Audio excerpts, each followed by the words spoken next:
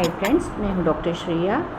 आज हम बात करेंगे अपने सेकेंड पार्ट के बारे में, जो कि है कि आप अपनी बॉडी को, अपने डाइट रूटीन को कैसे मैनेज करें। जो इतने हाई टेम्परेचर्स जो हो रहे हैं उसमें आपकी बॉडी अच्छे से अडेप्ट कर सके, आपकी बॉडी अपने आप को मैनेज कर सके, आप अपनी हेल्थ को मैनेज कर सकें। ठीक है, तो अब जैसे कि मैंने पिछली वीडियो में बात किया था कि आपको किस किस तरीके की चीज़ों का ध्यान रखना चाहिए, स्पेशली लेडीज़ को। ठीक है, अब हम ये बात करेंगे कि जो ये टेम्परेचर्स हो रहे हैं, वैसे तो ग्लोबल वार्मिंग इसका कारण है ही है ना। डिफॉरेस्टेशन, ग्लोबल वार्मिंग ये कारण है, लेकिन जो हमारे आयुर्वेद के सिद्धांत हैं उनके अकॉर्डिंग जो ग्रीष्म ऋतु है ये आदान काल में आती है। ठीक है, आदान और विसर्ग दो काल माने गए हैं आयुर्वेद के अनुसार। तो आदान काल में जो ऋतुएँ आती हैं उनमें से एक है ये ग्रीष्म ऋतु। ठीक है, तो ग्रीष्म ऋतु में वायु का संचय होता है और पित्त की जो है वो भी अधिकता होती है। ठीक है, तो हमारा जो शरीर है उसको इस हिसाब से हमको ढालना चाहिए कि ये जो दोष हैं इनका समय संतुलन बना रहे।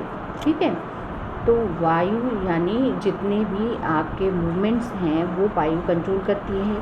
ठीक है, जितनी भी बॉडी में इधर से उधर फ्लूइड जाते हैं वो सारे वायु के इन्फ्लुएंस में ही होते हैं।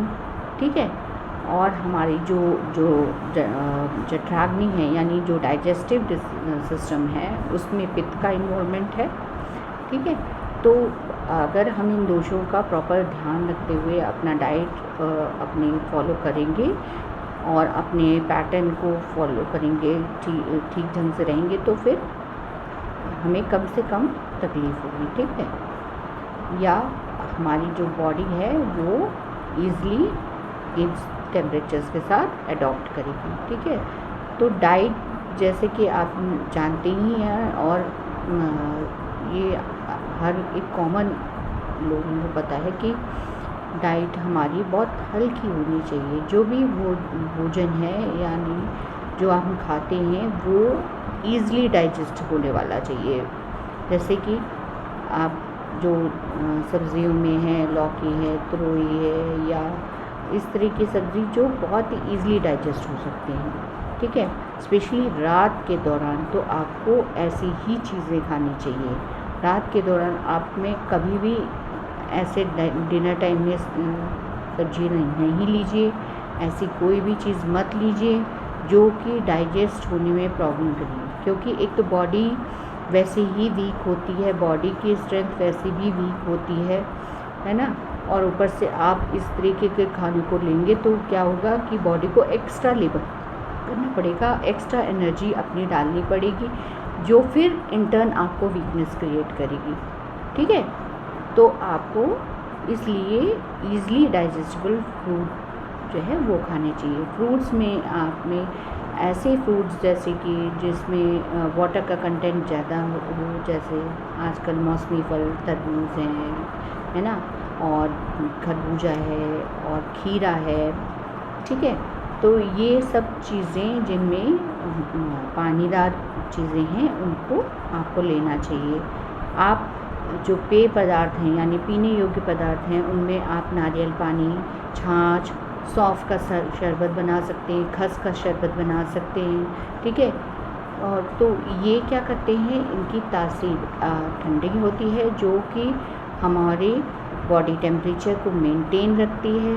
एक्सेसिव स्वेटिंग से जो हमारे इलेक्ट्रोलाइट इम्बैलेंस क्रिएट होता है उसको भी ये ठीक करती है या मैनेज कर देती है, तो हमारा ब्लड प्रेशर मैनेज्ड रहता है। ठीक है, स्पेशली जो प्रेग्नेंट लेडीज़ हैं उनको तो मैं कहूँगी कि बिल्कुल चीज़ का ध्यान दीजिए। बिल्कुल स्पाइसी फूड आपको नहीं खाना है।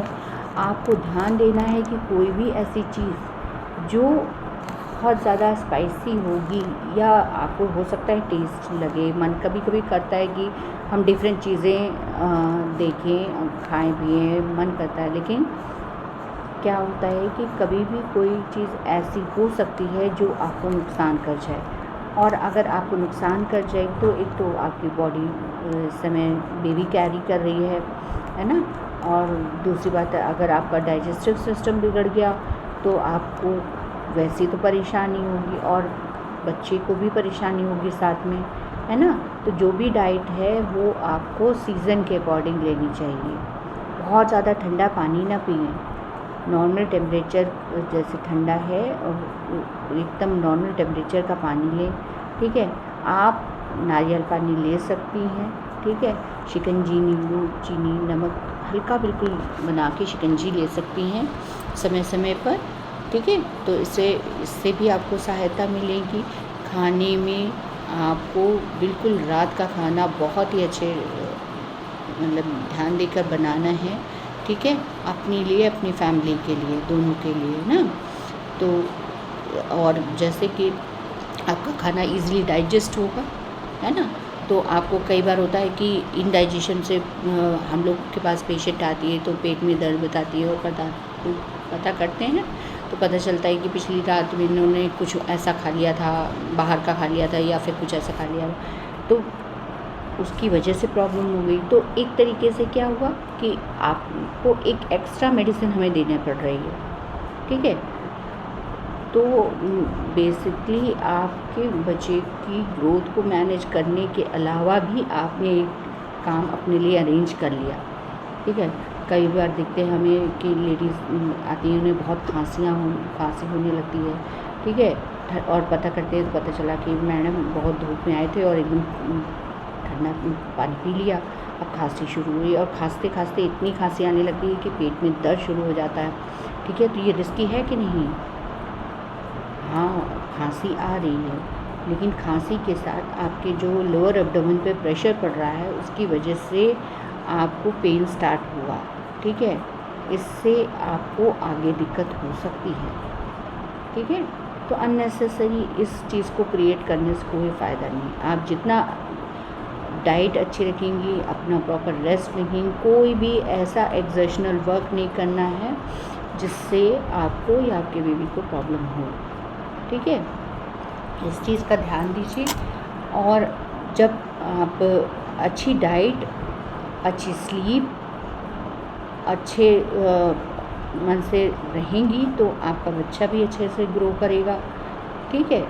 साथ में जब आप अच्छे से, आप बनाने वाली घर में आप ही हैं, तो अगर आप अच्छे से बनाएंगी, आप सोच समझ की चीज़ों को करेंगी तो वो बाकी के परिवार वालों के लिए भी फ़ायदेमंद होगा, है ना। जब हम खाना बनाते हैं सोचते हैं आज हम ये बनाते हैं तो इससे ये होगा, तो इससे क्या होगा कि जो लोग अनजाने में भी कर रहे हैं, आप ही बना के दे रही हैं, तो आप उन्हें मजबूरी है कि आपने जो बना दिया वो खाना है उनको, है ना।